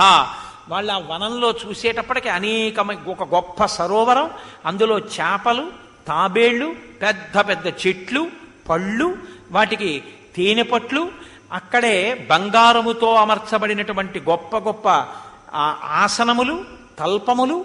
ఎంత శోభాయమానంగా ఉందంటే వాళ్ళు ఆశ్చర్యపోయి నీళ్లు తాగుదామని వెళ్ళిన వాళ్ళు కూడా నీళ్లు తాగకుండా, తిందామని వెళ్ళిన వాళ్ళు తినకుండా ఆశ్చర్యచకితులై అసలు ఈ మాయాస్వరూపమైన వనం ఏమిటి, ఈ బిలం ఏమిటి అని అలా చూస్తూ ఉండిపోయారు. ఇంతలో వారికి తాన్ దృష్ట్వా భృశసంత్రస్తాః చీరకృష్ణాజినాంబరాం తాపసీం నియతాహారాం జ్వలంతీమివ తేజసా. చీరకృష్ణాజినాంబరం కట్టుకుని ఉన్నటువంటి ఒక తాపసి మిరుపు తీగ ఎలా ఉంటుందో, అగ్ని యొక్క శిఖ ఎలా ఉంటుందో అటువంటి తల్లి ఒక ఆవిడ దర్శనమైంది. వాళ్ళు అభివాదం చేసి ఆవిడ్ని, అమ్మ మేము ఆకలి దప్పులతో ఉన్నాం, మేము ఇలా, మీరెవరు, ఎందుకు వచ్చారు అని అడిగింది. హనుమ ఎక్కడెక్కడ రామకథ ఎంత చెప్పాలో అంత చెప్తూ ఉంటారు.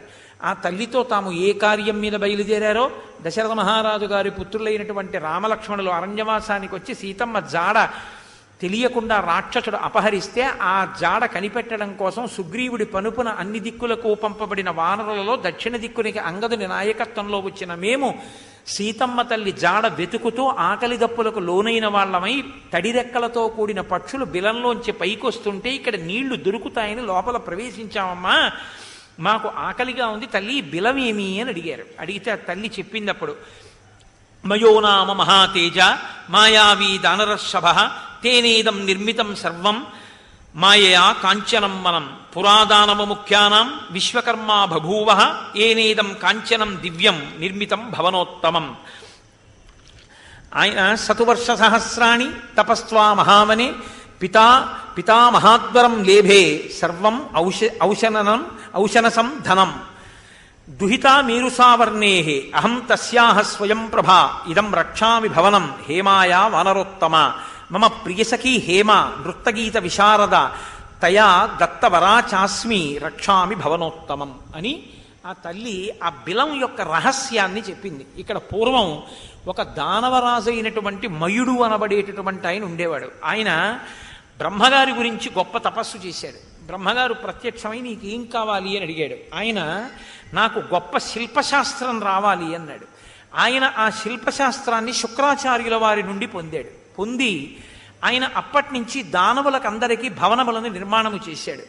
అటువంటి మయుడు ఇంత గొప్ప భవన ప్రాంగణాన్ని ఇక్కడ నిర్మించి హేమ అనబడేటటువంటి ఒక అప్సరసతో ఆయన ఇక్కడ గడుపుతూ ఉండేవాడు. ఆయన ఆ అప్సరస యందు అనురక్తి కలిగి ఉండడాన్ని సహించినటువంటి ఇంద్రుడు ఆ మయుణ్ణి సంహరించాడు. ఆ మయుడు ఈ భవన ప్రాంగణాన్నంతటినీ హేమకిచ్చాడు. హేమ స్వర్గలోకానికి వెడుతూ దీనికి కాపుగా నన్నుంచింది. నా పేరు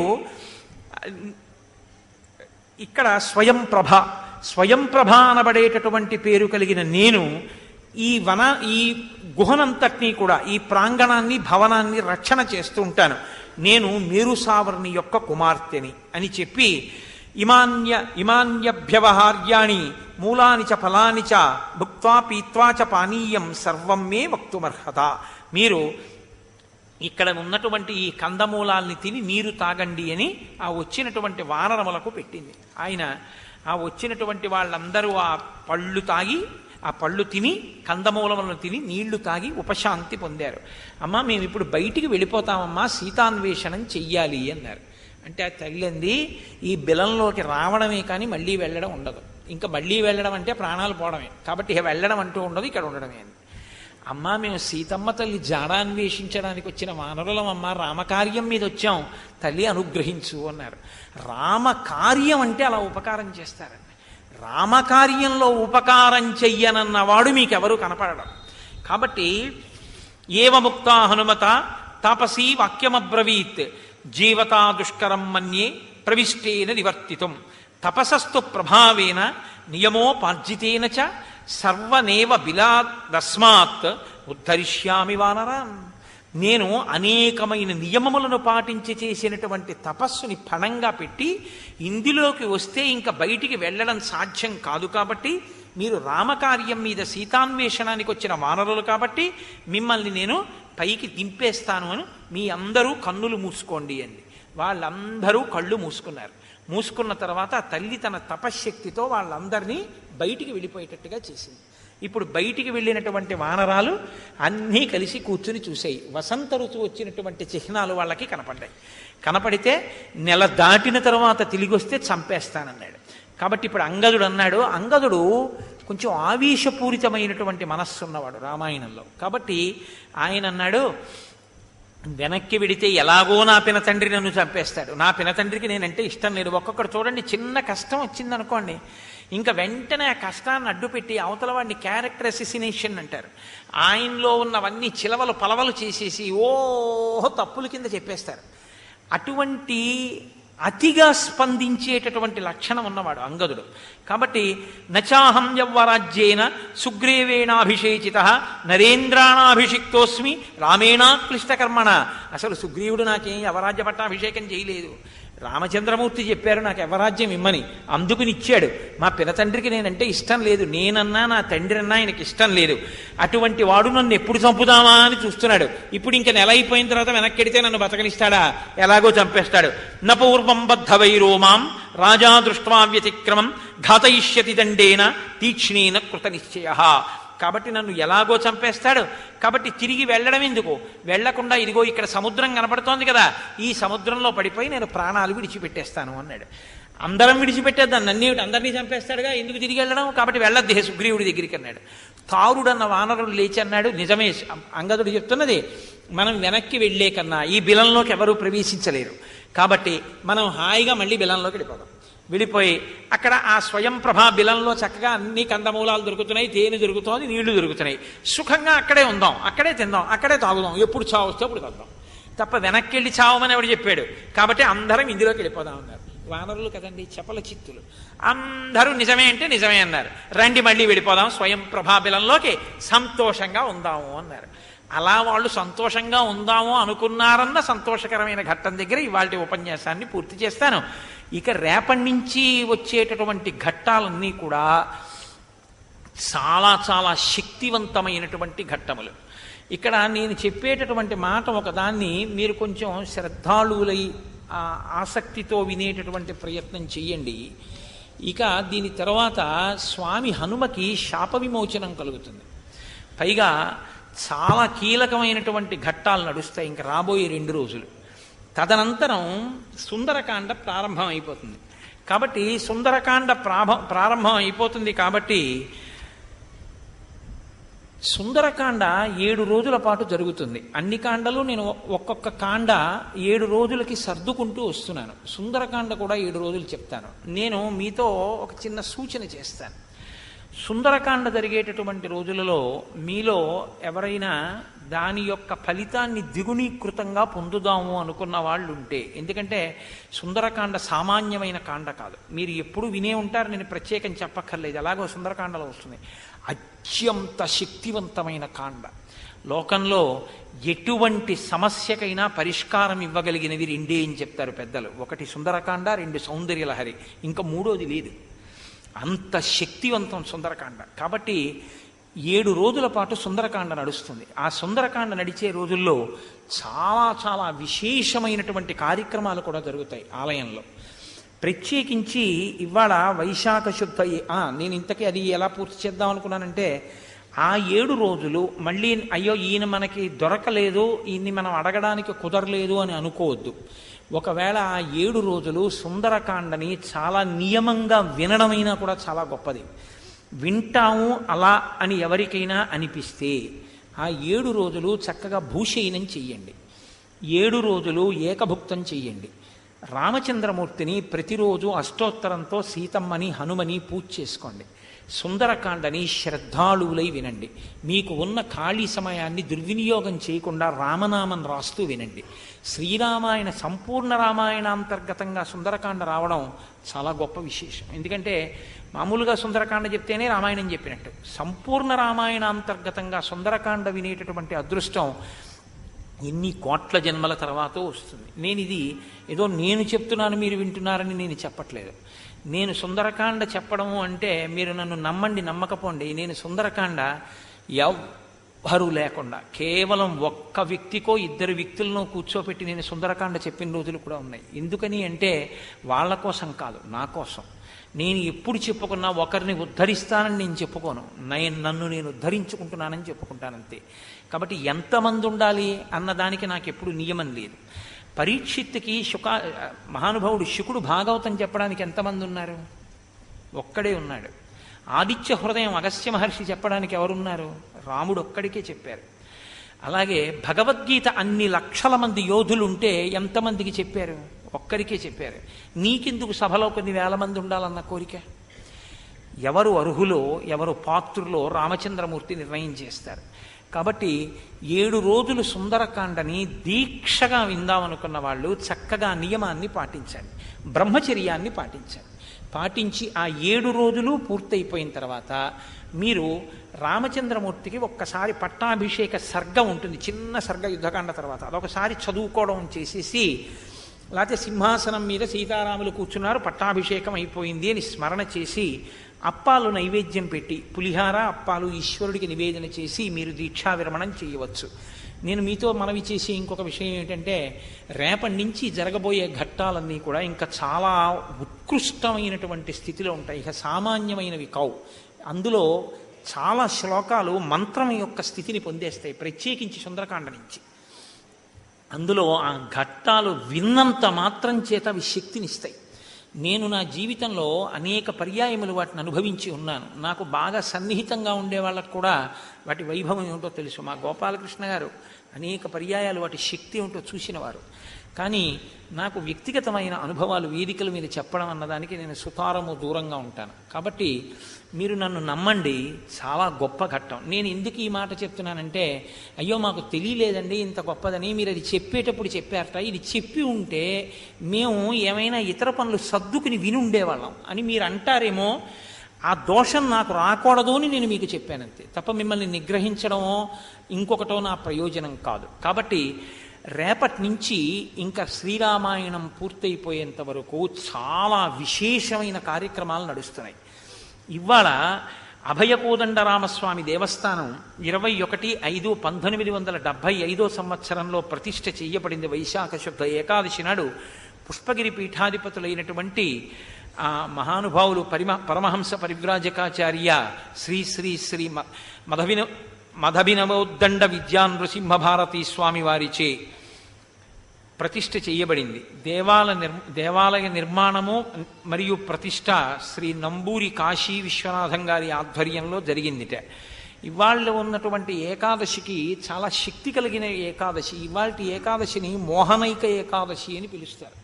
ఎందుచేత అంటే ఇవాళ మీరు ఏదైనా సరే ఈశ్వర కార్యాన్ని చేశారనుకోండి, ఏ చిన్న పని భగవత్ సంబంధంగా చేసినా, వెళ్ళి భగవంతుణ్ణి దర్శనం చేసుకున్నా, ప్రసాదం నోట్లో వేసుకున్నా, శ్రీరామ అని మీరు రాసిన, నేను అందుకే ఇవాళ రామనామం రాయండి అనడానికి కారణం అదే. నేను యథార్థానికి ఇవాళ రాసి పట్టుకొచ్చాను. శ్రీరామ అని రాసినా సరే దానివల్ల ఏమవుతుందంటే ఐశ్వర్య సమృద్ధి కలుగుతుంది. ఈశ్వరుడు ఐశ్వర్యాన్ని ఇచ్చి దరిద్రం లేకుండా చూస్తాడు. అంత గొప్ప తిథి ఇవాల్టి తిథి. పైగా ఇవాళ కోదండరామస్వామి ఆలయం ప్రతిష్ఠ జరిగినటువంటి వార్షికోత్సవం 75లో ప్రారంభమైతే ఏ విధమైనటువంటి అభ్యంతరాలు లేకుండా ఈశ్వరుడు అర్చింపబడుతూ, అర్చన పెరిగిన కొద్దీ, అంటే సంవత్సరాలు పెరిగిన కొద్దీ ఆయన తేజస్సు పెరుగుతుంటుంది. 75 నుంచి అంటే ఇప్పటికీ 34 సంవత్సరములుగా స్వామి ఉన్నారు. చూడండి, 34 సంవత్సరముల పాటు అర్చింపబడిన తరువాత ఈశ్వరుడు ఎంతంత ఉత్సవాల వైపుకి దారి తీశాడో చూడండి. అంటే ఆయన అనుగ్రహ శక్తి పెరిగిపోతుంది. కాబట్టి ఇంత గొప్ప రోజు కనుక ఇవాళ మీ అందరూ కూడా చక్కగా దర్శనం చేసుకుని ఇంటికి వెళ్ళేదరుగాక. రెండవ విషయం, ఎల్లుండి శ్రీ నృసింహ జయంతి. ఇంకా అంతా ఇంత గొప్ప రోజు కాదు, అంత గొప్ప రోజు. నేను ఎందుకు ఆ మాట అంటున్నానంటే, ఏదో ఈయన ఒత్తి అనాలని అంటున్నాడని మీరు అనుకోకండి. నేను అన్నానంటే ఒక ప్రమాణంతో అంటున్నాను. లోకంలో అసుర సంధ్య వేళలో ఏ ఇతర దేవాలయాన్ని దర్శనం చెయ్యవద్దు అని ప్రమాణం. నేను ఏ దేవతా స్వరూపానికి వ్యతిరేకం కాదు. సనాతన ధర్మంలో అన్నీ ఈశ్వర రూపాలే నేను నమ్ముతున్నవాణ్ణి, కానీ నమ్మినవాణ్ణి పరిపూర్ణంగా. కానీ ఒక నియమం ఉంది. అసుర సంధ్య వేళలో, ప్రదోష వేళలో శివాలయంలోకే వెళ్ళాలి. ఎందుకంటే అందరు దేవతలు శివాలయంలోకే వెళతారు, శివసన్నిధిలో ఉంటారు. ఇని శివాలయంలోకి వెడితే ప్రదోష వేళలో అందరు దేవతల దర్శనం అయిపోతుంది. శివాలయాన్ని వదిలేసి వెళ్ళకూడదు ప్రదోష వేళలో. కానీ ప్రదోష వేళలో శివాలయంతో పాటుగా సమాన స్థాయి పొందినటువంటి ఇంకొక స్వరూపం ఉన్న దేవాలయం ఏమిటో తెలుసా అండి? ఒక్క నరసింహస్వామి దేవాలయం. నృసింహస్వరూపానికి అంత శక్తి ఉంది. షట్కాల పూజ పరమశివుడికి ఒకడికే ఉంది. షట్కాల పూజ ఉన్నవాడు మళ్ళీ నృసింహస్వామి. ఇంకా అంతా ఇంత తేజోమూర్తి కాదు, మహానుభావుడు. అందున ప్రత్యేకించి శృంగగిరి పీఠంలో నరసింహోపాసనం ఉంది. అందుకే నృసింహోపాసకం నిత్యం శ్రీ నృసింహ గురుం భజేత్ అని గురువందనంలో చెప్తూ ఉంటారు. ఇక్కడ పీఠంలో నరసింహస్వామి వారి గురించి చెప్పుకుంటే చాలా గొప్ప అనుగ్రహం కలుగుతుంది. ఎల్లుండి నృసింహ జయంతి. నృసింహ జయంతి నాడు మనం నిష్కారణంగా కాలాన్ని వెళ్ళబుచ్చడం కన్నా నేను ఒక కార్యాన్ని సంకల్పం చేశాను. ఆ రోజు ఉదయం 8 గంటలకి నేను నరసింహ అవతార వైభవం గురించి ప్రహ్లాదోపాఖ్యానాన్ని చెప్తాను. శ్రీ నృసింహ జయంతి నాడు ఆ నరసింహ వైభవం ప్రహ్లాదోపాఖ్యానం వింటే ఆయన ఎంతో సంతోషిస్తాడు. రాముడొకడు నరసింహుడొకడు కాడు, ఇద్దరు ఒకటే. 8 గంటల నుంచి నేను నృసింహావతార వైభవాన్ని చెప్తాను. శంకర భగవత్పాదుల్ని 2 పర్యాయాలు రక్షించారు నరసింహస్వామి. కాబట్టి మీరు 8 గంటలకు వస్తే ఇక్కడ ఉండదు ప్రసంగం. ఎందుకంటే మీకు ఎండ ఇబ్బంది లేకుండా లోపల ఉంటుంది. లోపల చెప్తాను. ఎంతమంది ఉంటే చెప్తానని నియమమేమి ఉండదు. హరిప్రసాద్ గారో గోపాలకృష్ణ గారో ఎదురుగుండా కూర్చుంటే చెప్పేస్తాను. ఎవ్వరూ లేకపోతే నా ఎదురుగుండా ఒక శ్రోత కూర్చునున్నాడు అని ఊహ చేసి చెప్పుకుంటాను. ఎందుకంటే నేను ఉద్ధరింపబడడం ప్రధానం కదా. కాబట్టి చెప్పేస్తాను. 8 తర్వాత నేను వెయిట్ చేయడం అన్నది ఉండదు. మీరు 8 గంటలకు వచ్చేయాలి. నేను మీతో ఒక్క విషయాన్ని మనవి చేస్తాను. ఇప్పుడు ఎప్పుడూ కూడా మనం ధన్యులం అవడం అని ఒక మాట ఉంటుంది. నైమిత్తిక తిథి అస్తమానం రమ్మంటే రాదు, ఏడాదికి ఒక్కసారే వస్తుంది. మనం ధన్యులం కావాలి. ఒక గొప్ప సేవ ఒకటి చేసుకుంటూ ఉండాలి నైమిత్తిక తిథి నాడు. నరసింహ స్వరూపం ఎప్పుడు దేనికి ప్రీతి చెందుతుంది అంటే చందన సేవకి ప్రీతి చెందుతుంది. ఆయనకి గంధం రాయాలి. గంధం రాస్తే గంధానులేపనానికి ఆయన ఎంతో ఆనందం పొందుతాడు. మా కాకినాడలో మా కాకినాడేమి మన కాకినాడ మీ అందరూ కూడా మీకు మా అన్నదమ్ములు అక్క చెల్లెళ్ళే, మీరు రావచ్చు మా కాకినాడలో, మన కాకినాడలో ఉత్సవాలు జరుగుతున్నప్పుడు. కాబట్టి మేము అక్కడ లలితా స్వరూపానికి శారదా నవరాత్రుల్లో చందన చిర్చితని చేయడం కోసమని చందనం తీస్తాం ఒక రోజున. ఒకరోజు చందనం తీయండి అంటే ఎంత భక్తితో తీస్తారంటే కొన్ని బకెట్ల చందనం నిండిపోతుంది. నిండిపోతే ఈ చందనం అంతటితోటి చందన చర్చిత చేస్తాం. అంటే చందనపు ముద్దతో అలదుతాం మూర్తుల్ని. అలా చల్లబడిన మూర్తి మన చేత్తో మనం తీసుకుని ఈశ్వరుడికి అర్పించుకుంటే కైక కైంకర్యం ఏది చేత కాకపోయినా గంధం తీయగలంగా. వంశాభివృద్ధి మీకు ఇందాకనే చెప్పాను, పుత్రపౌత్రాభివృద్ధిగా ఉంటారు.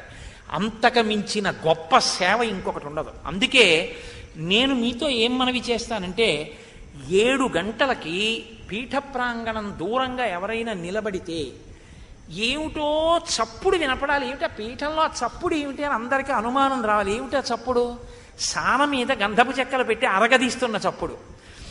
ప్రాంగణం అంతా కూర్చుని చందనం తీస్తుంటే ఈ చందనం అంతా చక్కగా ఓ బకెట్లోకో పాత్రల్లోకో తీసుకుంటారు. తీసుకుని అర్చక స్వామి వారి దగ్గర పెట్టుకుంటారు. దాన్ని మధ్యాహ్న వేళలో వచ్చిన చందనం ఎంతుందో చూసి ఇంత చందనము రాయొచ్చు, అంత చందనము రాయొచ్చు. భక్తుల యొక్క స్థితి ఎంత అన్నది ఆయన యొక్క అలంకారం బట్టి తెలుస్తుంది.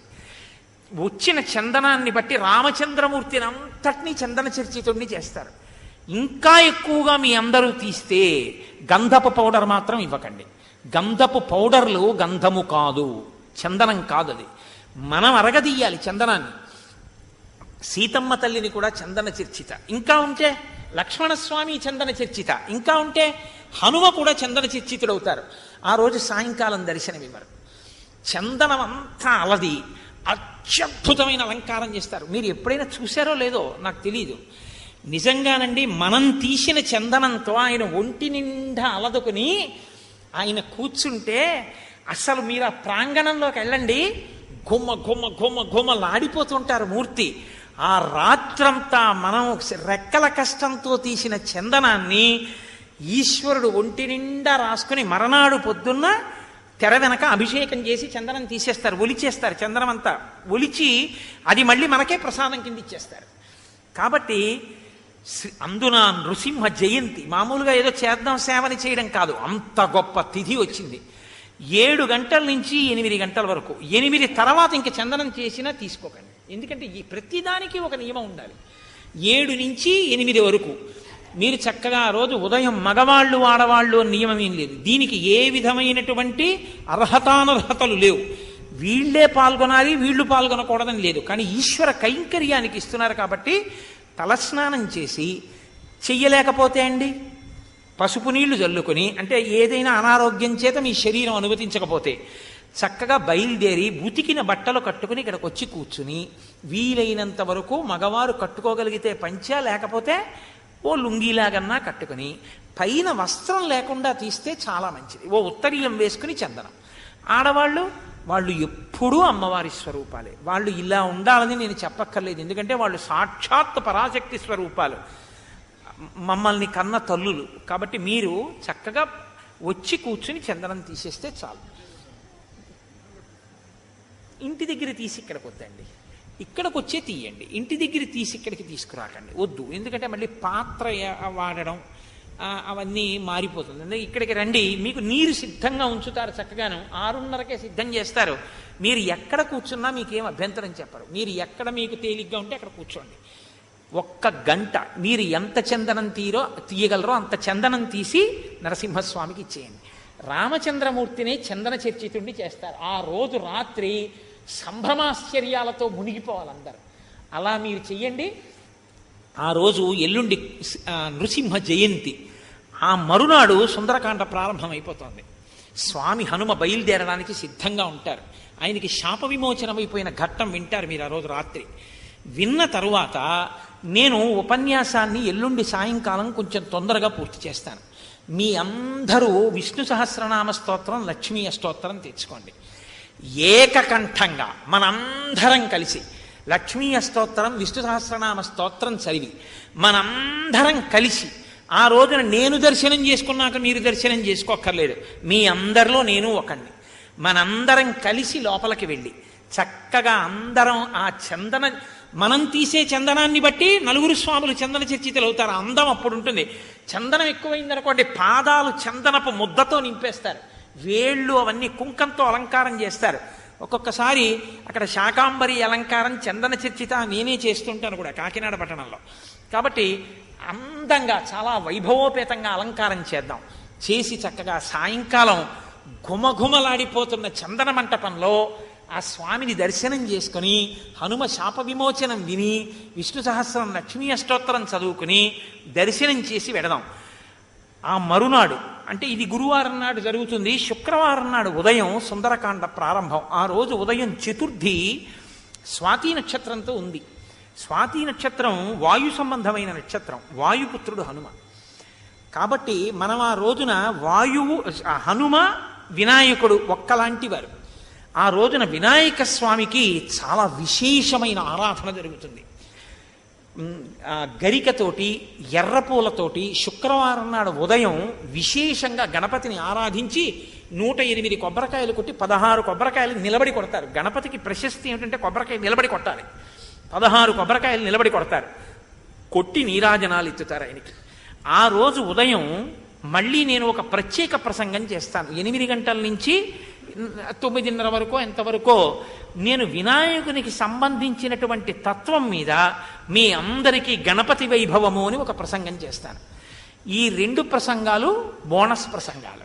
కాబట్టి ఆ రోజున శుక్రవారం నాడు ఉదయం గణపతి వైభవాన్ని విని చక్కగా గణపతికి ఆ గరికతోటి ఎర్రపూలతోటి పూజ జరుగుతుండగా చూస్తే చాలా విఘ్నాలు పోతాయి సంకల్పసిద్ధికి. అది దర్శనం చేసి నీరాజనం పుచ్చుకుంటాం. ఆయన ఎంతో ప్రీతి చెందుతారు. సాయంకాలానికి ఆ దేవాలయం అంతా కూడా పుష్పాలతో అలంకరిస్తారు. మనం చక్కగా అవి తీసుకుని ఆ రోజున బోలెడన్ని ఉండ్రాళ్ళు నైవేద్యం పెట్టించండి. మోదకాలు కూడా నైవేద్యం పెట్టిస్తారు. ఇవన్నీ సాయంకాలం ప్రసాదం కింద ఇస్తారు.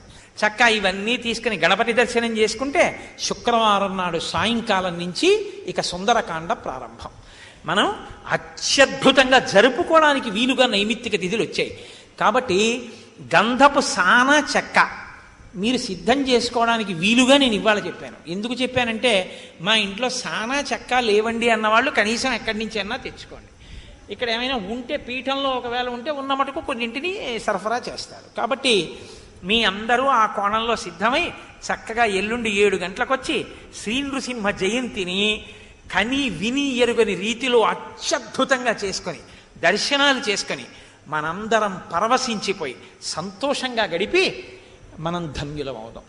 కాబట్టి మర్చిపోకండి, ఎల్లుండి ఉదయం 7 గంటలకి. మళ్ళీ రేపు కూడా ఒకసారి ఈ విషయాన్ని జ్ఞాపకం చేస్తానంతే.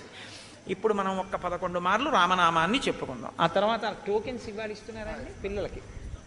మే 14 తర్వాత ఏదో ఒక రోజున పిల్లలకి జీవితాన్ని భగవదనుగ్రహం పొందడానికి వీలుగా ఎలా సమన్వయం చేసుకోవాలి అన్న విషయం మీద నేర్పడానికి ఇచ్చేటటువంటి ప్రత్యేక శిక్షణా తరగతిలో పాల్గొనడానికి విద్యార్థులకి ఇవ్వబడేటటువంటి అనుమతి పత్రాలు ఇవాళ ఇస్తారు ఉపన్యాసం అయిపోయాక.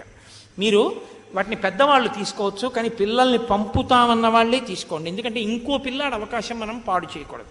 అవి కొద్దిగా పరిమితంగా ఉంటాయి. ఎందుకంటే వాళ్ళకి బాగా అర్థమయ్యేటట్టు ఒక బ్లాక్ బోర్డు కూడా పెట్టుకుని చెప్పాలనుకుంటున్నాను. వాళ్ళు జీవితాంతం చక్కగా వాళ్ళకి ఏ అనుమానం లేకుండా అసలు ఎందుకు ఎలా చేసుకోవాలో వాళ్ళకి బాగా అర్థమయ్యేట్టు మా పిల్లలందరికీ స్క్రిబ్లింగ్ ప్యాడ్స్ పెన్స్ కూడా ఇద్దాం. వాళ్ళందరూ నోట్స్ కూడా రాసుకోవడానికి వీలుగా చెప్పి వాళ్ళ డౌట్స్ క్లారిఫై చేస్తానేమండి.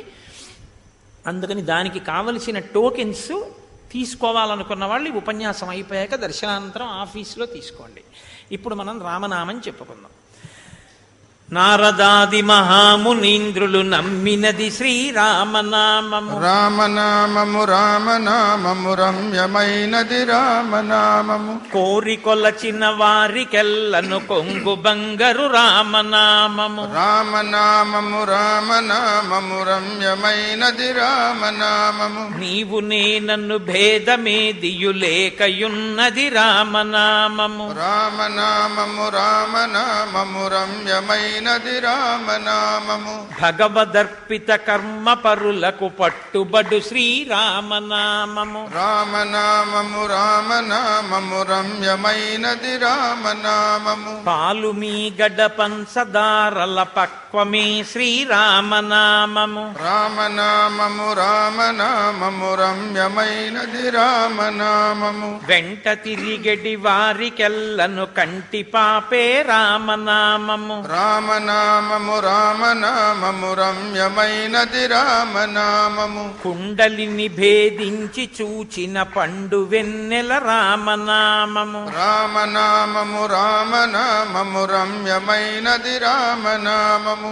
ధాత వ్రాసిన వ్రాత తుడి చెడి దైవమే శ్రీరామనామము రామనామము రామనామము రమ్యమైనది రామనామము అచలమై ఆనందమై పరమాణువైనది రామనామము రామనామము రామనామము రమ్యమైనది రామనామము తత్వశిఖరమునందు వెలిగే నిత్య సత్యము రామనామము రామనామము రామనామము రమ్యమైనది రామనామము అలకు చేలుని చేతి అటుకుల నారగించిన రామనామము రామనామము రామనామము రమ్యమైనది రామనామము చిత్తశాంతిని కలుగ చేసిడి చిత్స్వరూపము రామనామము రామనామము రామనామము రమ్యమైనది రామనామము బ్రహ్మపుత్రకరాబ్జ వీణా